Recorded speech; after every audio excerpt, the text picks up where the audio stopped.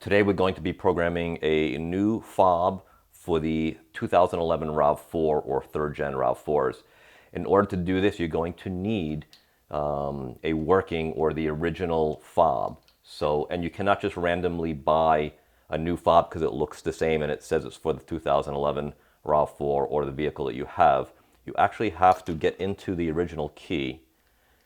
We'll just take that one out. You'll see there's a little slot right here. Choose the flathead screwdriver. Try to keep track of the way everything comes apart.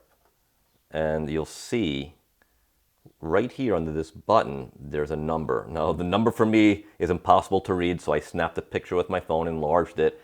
I took that number and I was able to match it up to the part number for this one. Now, I did order one of these on Amazon, and I found out the hard way that I was unable to program it. So this one actually, this one's from eBay, and it seems to be a pretty reputable company that deals with these fobs. So they ask all the questions, they show you where to find the numbers and how to compare it. So this one should be compatible. We're gonna program it today. In order to do that, we're going to need some kind of scan tool. There's multiple scan tools that are gonna work for this. This is mine that I've been using for the last year and a half, 2 years. It is an XTOOL. I've used it to diagnose multiple cars with multiple issues. So this to me is invaluable if you're a DIYer and you work on your vehicles. Now cost-wise, this costs about $400. I think right now it's about $350. But there are other tools that will work with this that are probably cheaper. That being said, if you were to take this to the dealer or a locksmith or actually purchase one from them, in order for them to program it, they're going to charge between $200 and $250. So you've already almost paid for a tool like this, but for $250 you can probably find another tool that'll do the same thing.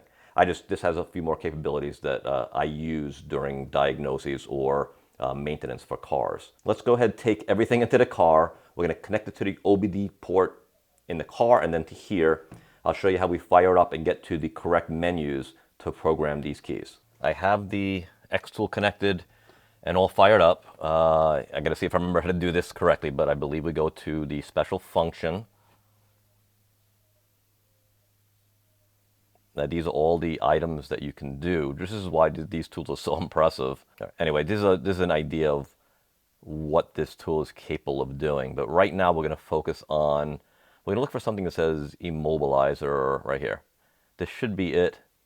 E says emo, but I think it's the immobilizer.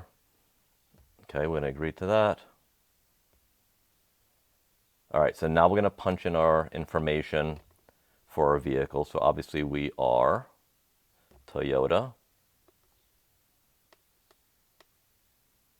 Right now it's trying to talk to the computer, see if it can read it. We're going to go to key programming. And I don't have a blade key, I have a smart key. So we'll hit smart key. And let's see what it says here. Minus 2008 to get access to the basic functions to program. This is previous to 2008. This is 2008, I'm sorry, 2018. This is 2018 plus. So let's go to continue. We're going to try to go auto identify, which means instead of me putting in the vehicle information, it should be able to read the VIN from the computer. So we're going to hit OEM key. Well, please select the type of new key. Let's hit other key. I'm not sure if it's OEM key, but I think it's other key if I did this right last time. We're going to add smart keys on left here. This function requires an original key, which is what we have. So, okay. So it says right now to switch the ignition on. So let's go ahead. We're in the on right now. I'll hit OK. So it says use the program smart key to contact the start stop button, which is here. So I'm going to use the factory key, right, Toyota, and I'm going to hold it on there. And now it said it read it, so I'm going to take the new key, I'm going to hold it on there. And it's currently 1 keys have been programmed. If you want to add more keys, please change the smart key to be programmed in the next 40 seconds. So we only have 1. It said it programmed it. So let's go ahead and test it Okay, now I'm seeing it says programming success. Okay. All right. So right now, let me see. All right, so I'm using the original key to lock. Well, I can't lock it. But obviously the original key is still working. I didn't erase it, thank goodness. Let's try the new key. And it looks like the new key is working. This is the one I just got off eBay. So what I'm going to do is I'm going to take this key out of the car. I'm going to leave this key in, just make sure it starts, and then we'll see if we have a successful programming. I'll put this to the side. All right, the original key is out of the car. Let's go ahead and hit the brake and press start, and let's hope for the best.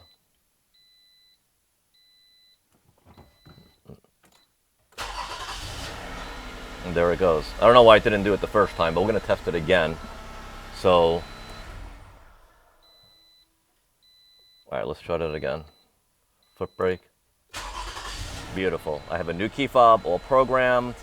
Very simple procedure. So we were able to program the aftermarket fobs successfully using a scan tool. It did give it the option for a blade key as well. We don't. We have the smart key. So very similar procedure. These scan tools to me are invaluable if you work on your own vehicle or family vehicles. If you would have paid $200 or $250 to get this job done we just did in a few minutes, you have to ask yourself, was that worth it? Now, at least I have this. If I just use this for the first time, it's sitting in my toolbox, ready to do another task when I need it. So I'm that kind of guy where I would rather pay for the tool and do it myself and have that tool readily available for the next project than to pay someone for a one-time fee to program a key and then not have this tool at all. So anyway, hope this video helped out. If it did, please give it a like, subscribe to the channel, and if you have any questions, leave them below. I answer all questions, and don't forget, life begins where the pavement ends. I'll see you in the next one, guys.